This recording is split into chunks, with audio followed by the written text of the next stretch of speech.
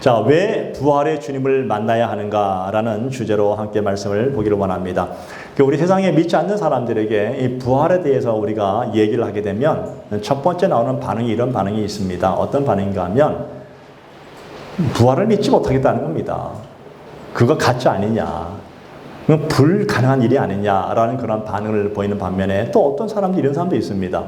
만약 진짜 예수님의 부활이 부활이라면 정말 그 예수님의 부활이 내 삶과 무슨 상관이 있느냐라고 그렇게 질문을 던지는 분들이 있더라고요. 사실은요, 이 질문은요, 믿음이 없는 사람뿐 아니라 교회를 오랫동안 나왔던 우리 성도들에 나오는 어떤 그런 마음의 질문일 수 있지 않겠나, 저는 그런 생각이 들더라고요. 부활이 정말 내 현실의 삶을 바꿀 수 있는 것인가? 정말 부활이 내 삶의 불안을 없애줄 수 있는 것인가? 그 말 예수님께서 살아나셨다는데, 그분이 내 마음이 깊은 상처가 있는데 이 상처를 온전하게 회복시킬 수 있는 분이신가? 그분이 내 인생의 방향을 완전히 바꿔줄 수 있는 분인가? 라는 그런 주제입니다. 무슨 얘기냐면 현실적인 반응 아닙니까? 그 예수님의 부활이 정말 그렇다면 내가 예수를 믿고 교회를 오래 나왔음에도 불구하고 내 현실의 삶이 잘 변화되지 않는 모습을 보면서 마음의 갈등이 옵니다. 그래서 현실적인 반응을 할 수밖에 없는 거예요. 왜냐하면 우리가 살아가는 이 현실이요, 너무나 무겁기 때문에 그렇습니다. 지금 이 시대를 보시기 바랍니다. 이 시대가 얼마나 무겁고 얼마나 힘들고 어렵습니까? 미래를 예측할 수 없고 지금 당장 현실의 삶을 보면 참 불안한 세월 아닙니까? 그런데 이런 현실 속에서 오늘 우리 이 땅을 살아가는 수많은 이 현대인들의 모습을 보게 되면요, 겉으로는 다 웃어요. 겉으로는 다 그냥 할 수 없이 웃어요. 웃지만 그 마음 한켠에는요, 뭔가 내놓지 못하는 내 문을 꽁꽁 싸매놓고 닫아놓은 것들이 분명히 한두 가지가 다 있다는 것입니다. 미래가 두렵고 현실이 두렵고 실패가 두렵습니다. 때로는 이 관계가 두렵습니다. 나중에는 어디로 가냐면 이 질병조차 두렵습니다. 요즘 현대인들 질병이 얼마나 많은지 모릅니다. 질병도 두렵고 결국은 죽음도 두렵습니다. 이 죽음이 끝이라면 결국 사람들은요, 이 모든 인생의 문제와 무거운 짐들을 가지고 살아가는데 그 모든 질문이 결국 어디로 오냐면 죽음이란 단어까지 오더라고요. 자, 이 죽음이란 단어가 우리 인생의 끝이라면 정말 내가 지금 이 현실에서 붙들고 사는 것들이 내게 무슨 의미가 있는 것인가? 라는 그런 철학적 질문을 가지고 사는 분들이 또 꽤 많이 있습니다. 여러분, 오늘 죽음이 끝이라면 여러분들이 그토록 붙들기 원했던 인생의 모든 것들이 지금 여러분에게 무슨 의미가 있을까요? 여러분, 이거에 대해서 인본주의적 어떤 관점에서 보면요, 또 철학적 관점에 보면 수많은 해석을 내놓았지만 그러나 영원한 답을 내놓을 수 없습니다. 답이 정확한 답을 확실히 줄 수 없습니다. 이 과학이라는 문명을 보면 이 과학은 이 죽음에 대한 설명을 할 수 있지만 정말 죽음 앞에서의 그 부딪히는 그 한계, 죽음 이후의 영원한 삶에 대한 것에 대한 분명한 답을 줄 수가 없다는 것입니다.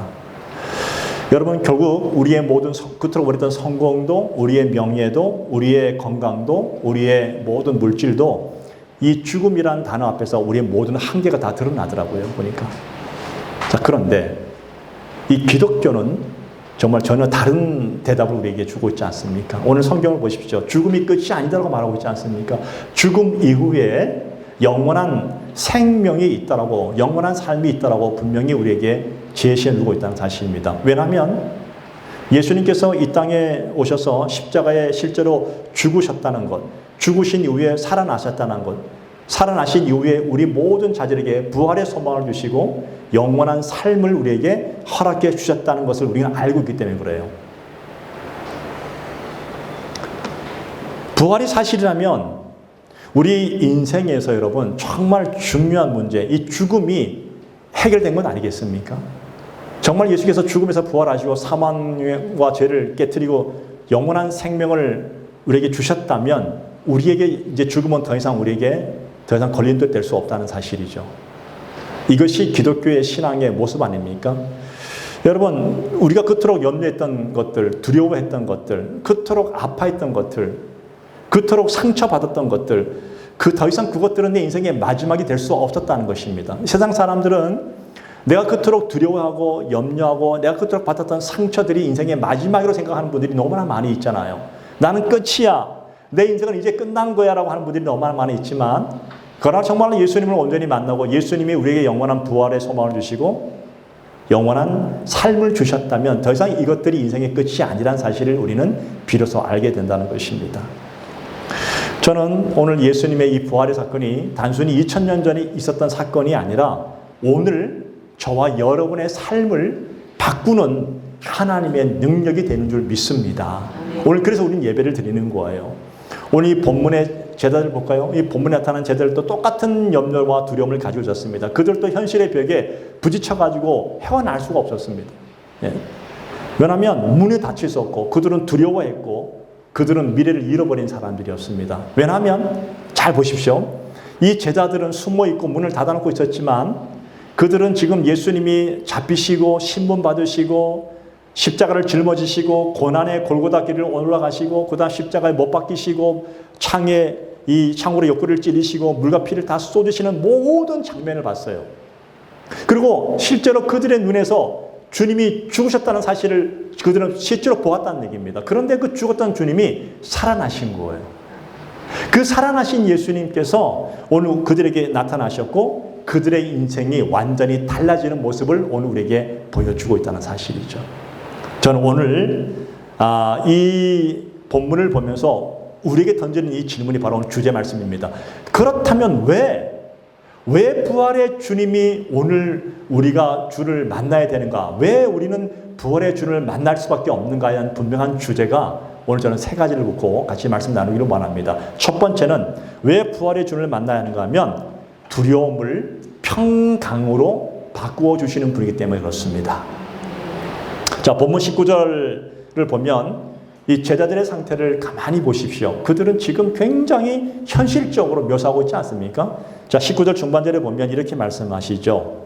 유대인들을 두려워하여 모인 곳에 문을 닫았더니 이렇게 말씀하시죠. 자, 문을 닫았다란 이 성경 원어로 보니까 클레이오라는 단어인데 단순히 문을 닫았다는 의미보다는 더 큰 의미가 있습니다. 완전히 차단하고 외부의 세력과 완전히 자기를 고립시켰다는 얘기입니다. 다시 말하면 제자들은 완전히 지금 이 모든 것을 차단시키고 외부 사람들과의 연락을 끊어버리고 그들만의 그 어떤 공간에서 차단시켜놓은 공간에 그들은 지금 있었다. 그냥 있은 것이 아니라 두려워하면서 있었다는 것입니다. 왜냐하면 그들은요, 예수님이 십자가에 달려 죽으시는 그 순간 그들은 모든 것을 잃어버렸다고 이미 믿었기 때문에 그렇습니다. 이제 끝났다. 그런데 거기서 끝난 것이 아니라 그 예수님을 십자가에 못 박는 모든 과정을 유대인들이 또 지도자들이 앞장서서 했기 때문에 혹시 내가 예수를 따르는 제자라는 사실이 발각되면 나도 또한 똑같은 죽임을 당할 수 있지 않겠냐는 그 공포와 두려움이 그들 속에 있었기 때문에 그렇습니다. 그래서 그들은 지금 어느 한 곳에 숨어서 문을 꽁꽁 닫아놓고 그들은 두려워하고 있었다는 사실입니다. 오늘 저는 이 장면을 보면서요, 좀 모습은 다르지만 오늘 우리들의 모습 속에 그런 모습이 있지 않겠는가 저는 그런 생각을 좀 해보게 됩니다. 왜냐하면 여러분 교회를 나오지만 또 믿음 생활도 오래 했지만 또 예배를 드리지만 우리는 신앙생활을 하다가 또 믿음 생활을 하다가 살아가다가 우리는 상처받음으로 해서 마음의 문을 꼭 닫아놓고 있는 분들도 있을 수 있습니다. 뭐 상처받는 종류는 많이 있겠죠. 그러나 어쨌든 상처라는 단어 속에 내가 상처받았다는 그 마음에 내 모든 마음의 문을 꽉 닫아놔버려요.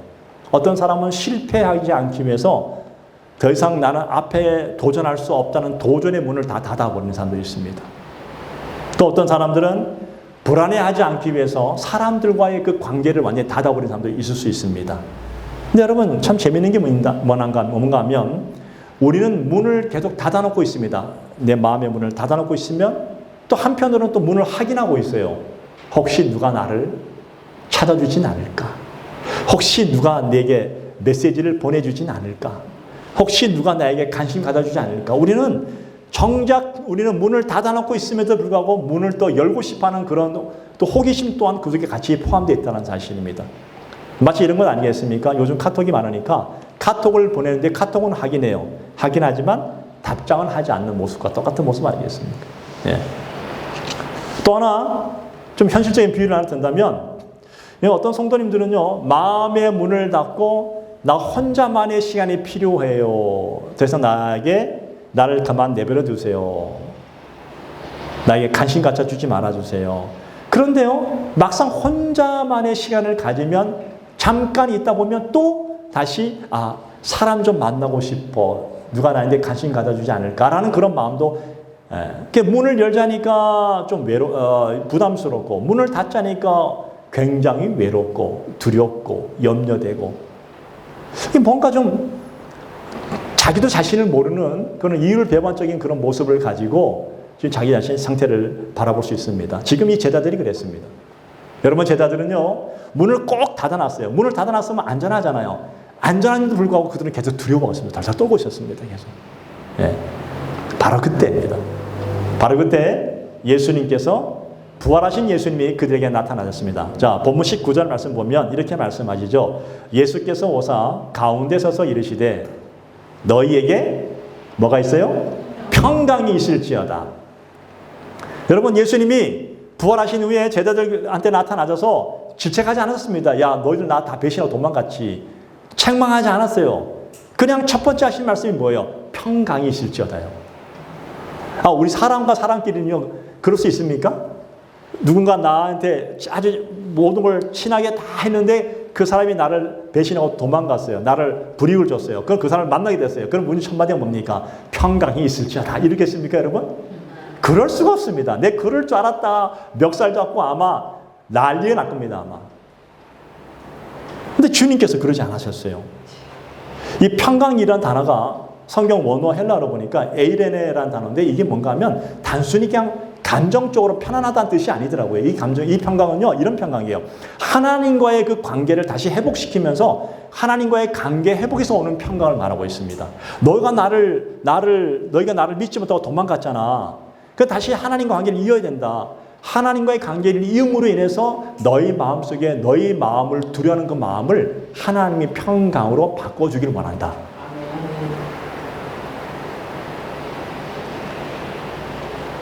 더 중요한 것이 하나 있습니다. 오늘 잘 보세요. 말씀 잘 보시면 오늘 예수님께서 오셔서 가운데 서서 주님께서요 문을 똑똑똑 두드리고 들어오신 게 아니라 그냥 쑥 들어오신 거예요. 그냥 그 가운데 서 계신 거예요. 저는요 오늘 이 말씀을 보면서 어떤 마음이 들었냐면 그렇구나. 이 세상에 그 어떤 것도 주님께서 오시는 것을 막을 수 있는 것이 없구나. 아무리 꼭꼭 막아놨다 할지라도 아무리 지하 수백 미터 밑에서 문을 꼭꼭 막고 숨어있다 할지라도 주님은 슥 들어오신다는 겁니다. 좀 쉽게 말해볼까요? 오늘 우리의 마음들 보십시오. 내 마음에 얼어붙은 나의 마음. 세상을 미워하고 사람을 미워하고 그 꽁꽁 얼어붙어서 증오하는 그 어려운 마음들. 어쩌면 우리 마음속에 꽉 닫힌 마음들. 그 어떤 것도 나는 받아들일 수 없다고, 그 어떤 것도 나는 용납할 수 없다고 자신만의 그 세계에 갇혀서 완벽하게 문을 꼭 닫아놓은 이곳에 누구도 들어올 수 없는 이곳에 우리 주님은 슥 들어오셔서 나를 만나주신다는 것입니다. 근데 이것이 신비한 거예요. 여러분 부활이라는 것이 예수님의 부활은 단순히 그냥 무덤을 깨뜨리고 나오신 사건이 아닙니다. 지금 두려움 가운데 있고 낙심 가운데 있고 절망 가운데 있는 자들의 삶 가운데로 들어오신 하나님의 사건입니다. 오늘 여러분의 삶 속에서 여러분 두려움이 있지 않습니까?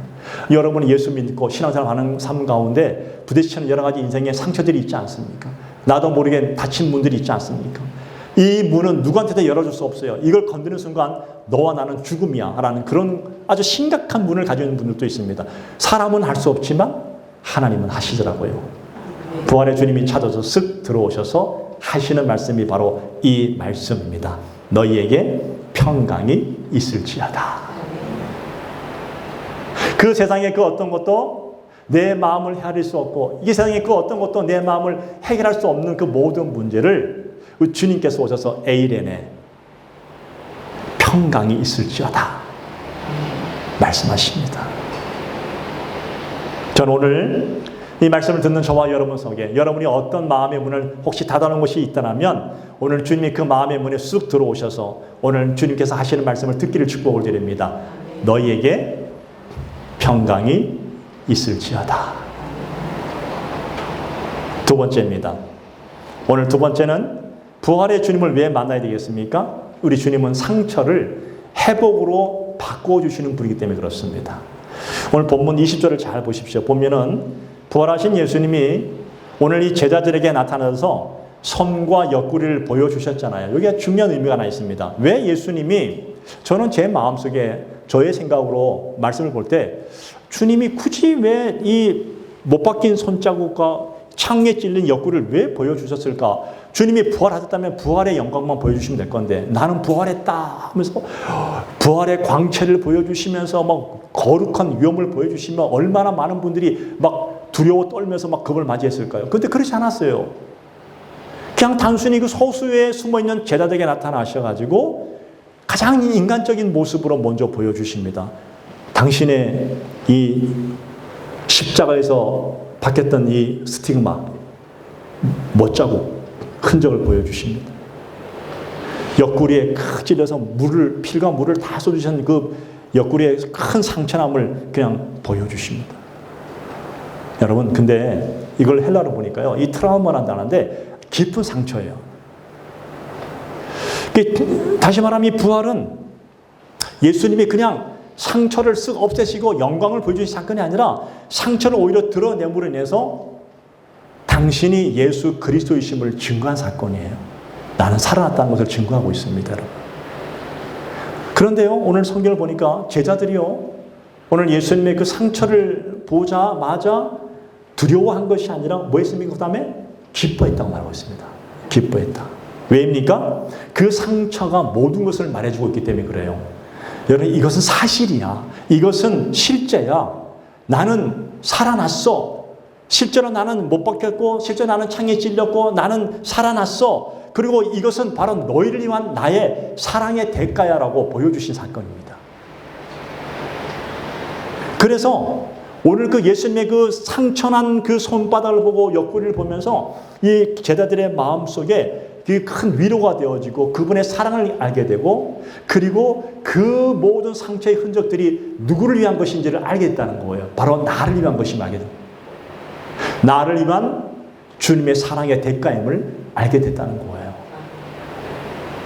그 순간 그들의 마음이 바뀌었습니다. 아, 주님께서 살아나셔서 내게 오신 것은 나를 정죄한 것이 아니라 나를 모든 죄에서 영원히 살리려고 여기까지 오셨구나라는 사실을 그들은 알게 된 것입니다.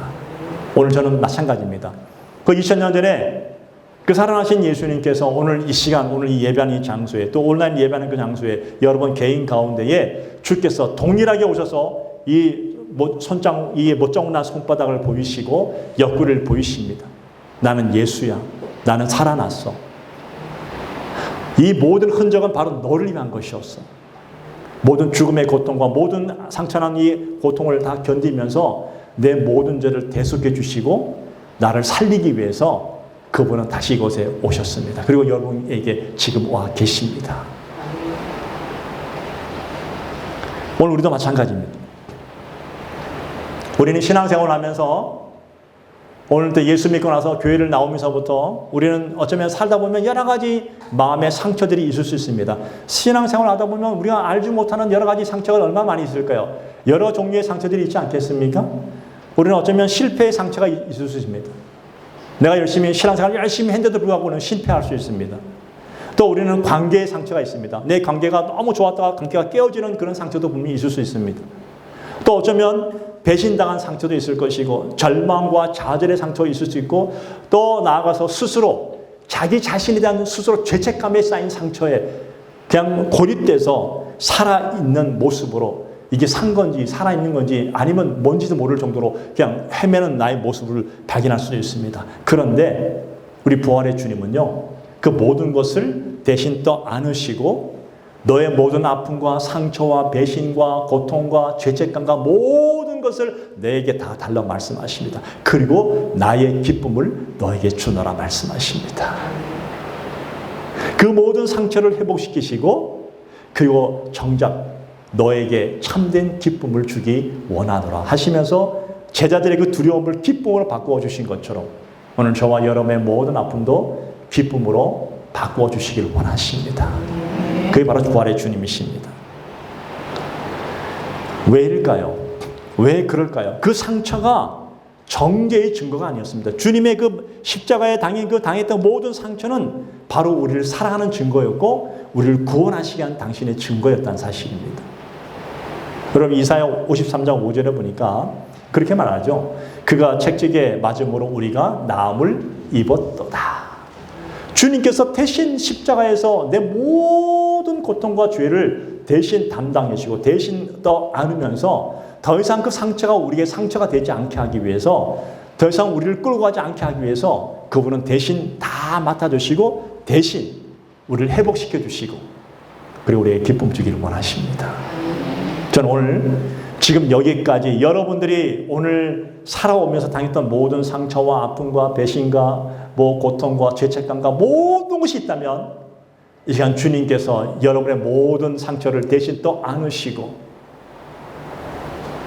또 여러분의 모든 고통을 다 십자에서 담당하셨던 그 주님을 바라보시고 여러분 안에 주님 때문에 다시 회복하기를 축복을 드립니다.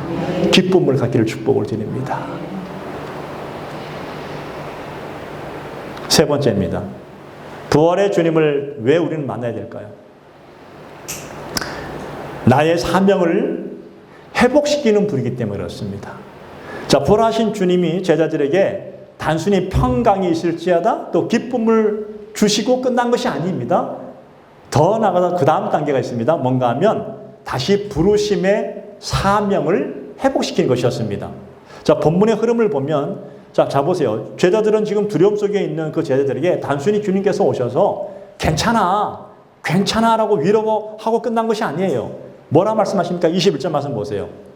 같이 읽겠습니다. 21절 말씀 시작. 예수께서 이르시되 너희에게 평강이 있을지어다 아버지께서 나를 보내신 것 같이 나도 너희를 보내노라. 자, 평강이 있을지어다 또 말씀하시는데 또 뭐라 말씀하십니까? 아버지께서 나를 보내신 것 같이 나도 너희를 보내노라.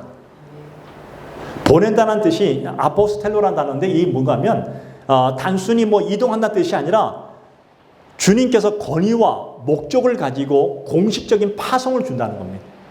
내가 너희를 하늘의 권위와 목적을 가지고 내가 너희를 세상 속으로 파송하노라. 이게 보내는 뜻이에요. 단순히 개인적인 것이 아니라 하늘의 권위를 가지고 말씀하신 거예요.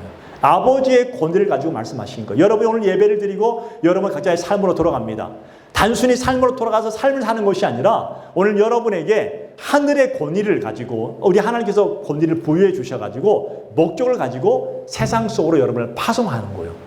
여러분은 세상 속의 선교사들입니다. 이게 사명이라는 겁니다. 예수님께서 오늘 제자들이 두려움 속에 있는 그들에게 그냥 두려움에서 평강하라 기뻐하라 그걸 끝난 것이 아니라 그것 다음에 너희를 다시 불러서 세상으로 파송한 거예요. 예. 이따 혹시 우리가 우리는 저는 그걸 경험하지 않았지만 우리 다른 회의로 파병하는 파병 군인들 있잖아요. 파병 군인들 그냥 가지 않습니다. 되게 위험한 곳이잖아요. 그러면 파병 군인들을 위한 공식적인 행사를 하게 됩니다. 가족들도 다 참석합니다. 국민들도 함께 봅니다. 그래서 그분들은 그곳에 가가지고 다른 나라를 지켜주면서 그 수고하는 일을 하잖아요. 그 위험한 일을 할 때 그 파병하는 분들이 그냥 나는 가네 이렇게 생각하지 않습니다. 국가의 부름을 받고 내가 국가를 대신해서 내가 다른 나라에 가가지고 그 나라 사람들을 위해서 수고하고 봉사하고 그 나라를 지키는 일을 하는 거룩한 목적을 가지고 가잖아요.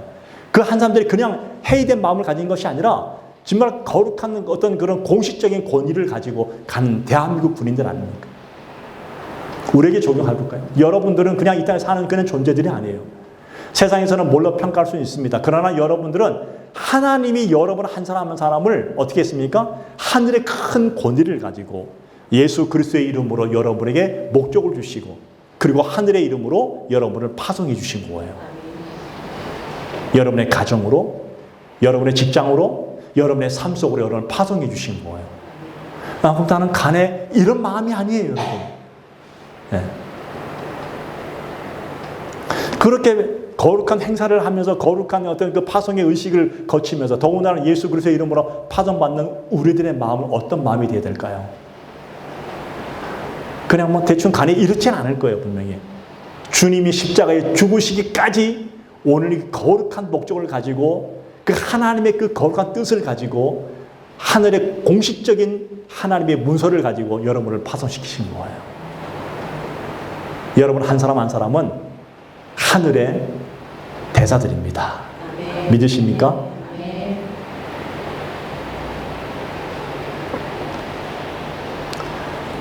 오늘 예수님께서 세상으로 바꿔주신 이 부활의 능력, 단순히 사람들을 위로하고 그냥 끝난 것이 아니라 그들의 그 존재 자체를 완전히 바꿔주셨습니다. 왜냐하면 그들의 정체성이 무엇인지를 회복시켜 준 거예요.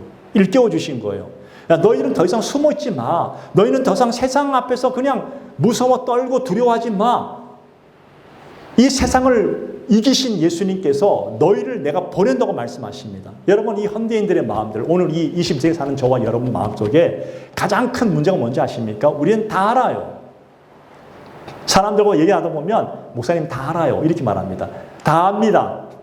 지식은 충만해요. 다 알아요. 그런데 알지만 자기가 누구인지를 몰라요. 정체성에 혼란을 갖는 분들이 너무 많이 있어요. 교회를 나오지만 내가 교회를 나와서 내가 뭐 하는 사람인지를 모르는 사람이 너무 많아요. 단순히 뭐 위로받기 위해서 교회를 나오는 거, 그럼 그럴 수 있습니다. 위로받고 또 격려받고 회복되고 그것도 하나의 방법일 수 있습니다. 그러나 그것이 목적이 아니에요. 하나님은 오늘 저와 여러분들이 이 땅에서 사는 동안 교회를 나오고 세상으로 나갈 때마다 여러분들이 누구인가를, 여러분의 정체성이 무엇인가를 분명히 알고 살라고 말씀하고 계신 거예요. 죽을 것 같은 힘들고 어려운 삶 속에서도, 너무나 힘들고 어려운 삶 속에서도, 너무나 힘든 환경 속에서도 너 자신이 누구인지를 아는 사람은요, 이 세상의 환경에서 굴복당할 수가 없습니다. 끝까지 임무를 완수합니다.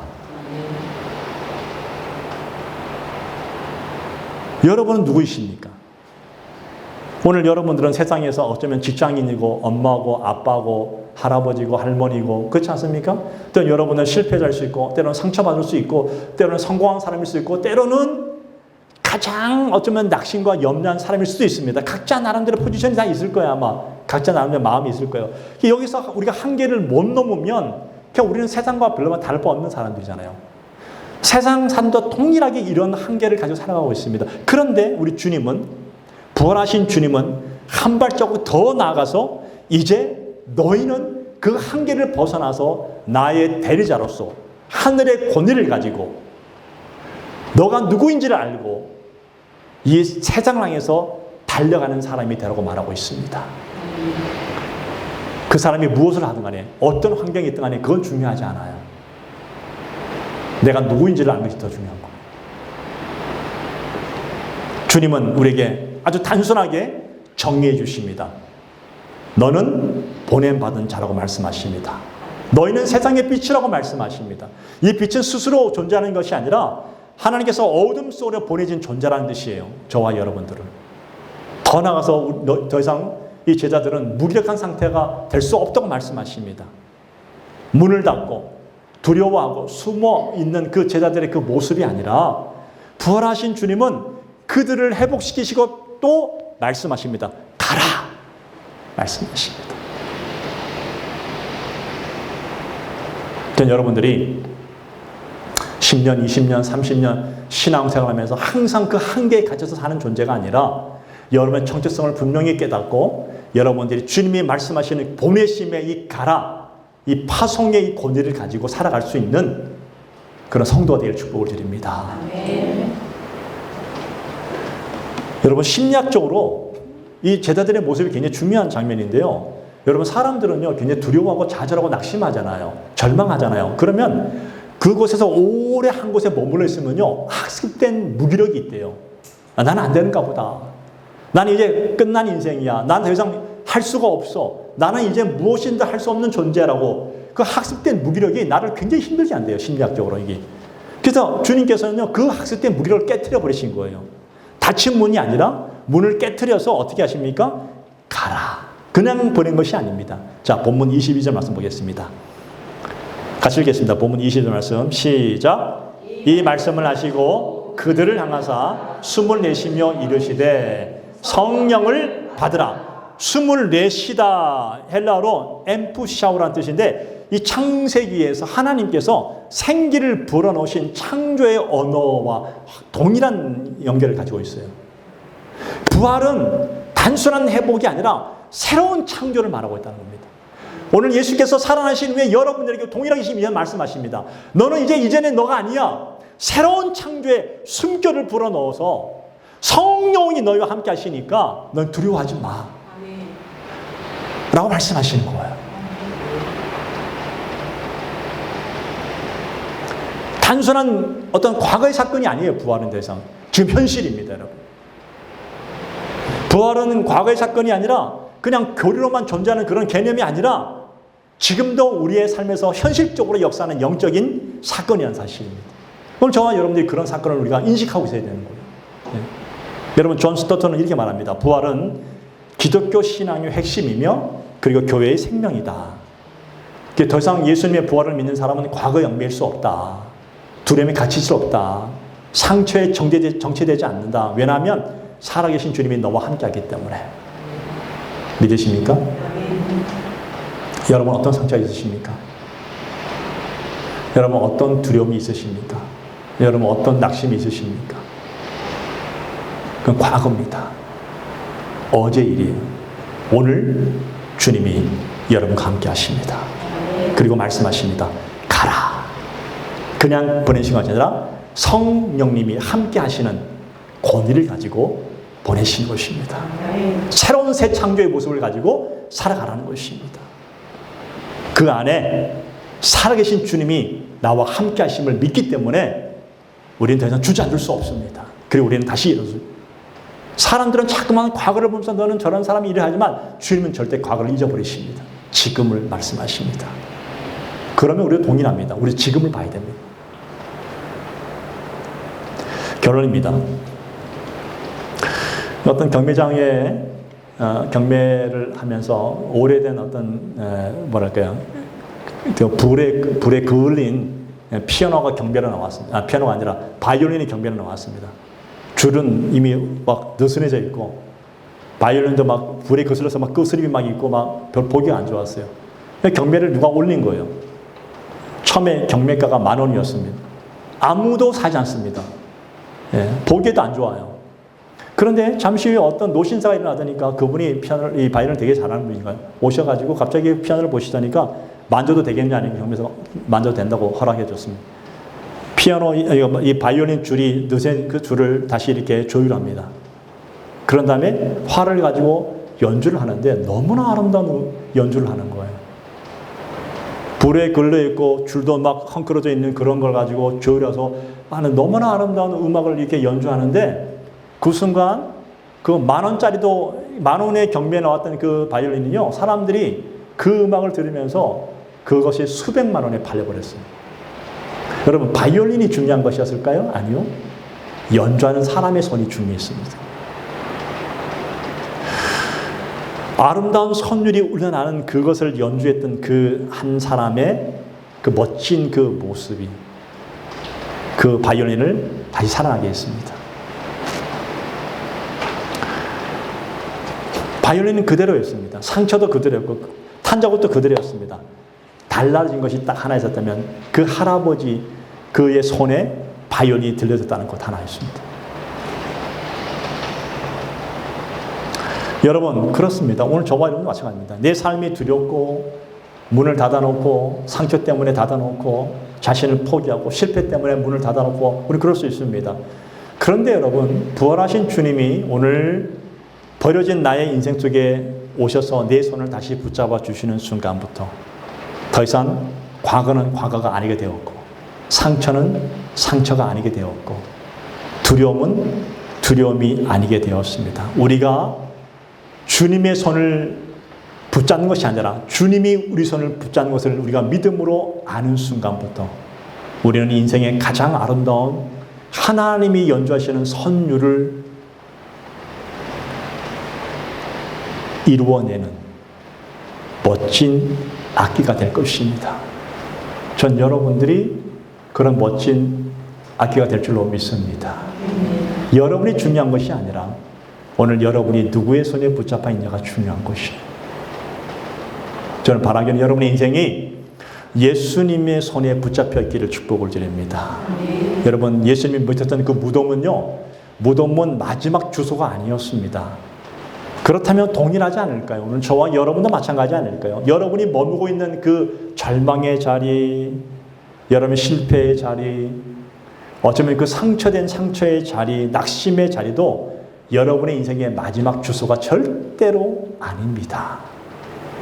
주님은 그 문을 열어젖히고 여러분들을 새로운 삶으로 가장 멋지고 아름다운 연주를 하는 멋진 문으로 여러분들을 인도해 주실 것입니다. 그게 부활의 주님의 능력이십니다.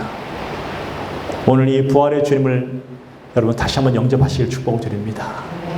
그리고 그분을 만나는 순간 오늘 그 모든 두려움이 평강으로 변하시고, 그리고 모든 상처가 기쁨으로 회복되시고, 그리고 그 모든 절망의 자리에서 다시 사명으로 부여받은 공식적인 권위를 가지고 주님과 함께 달려가기를 축복을 드립니다.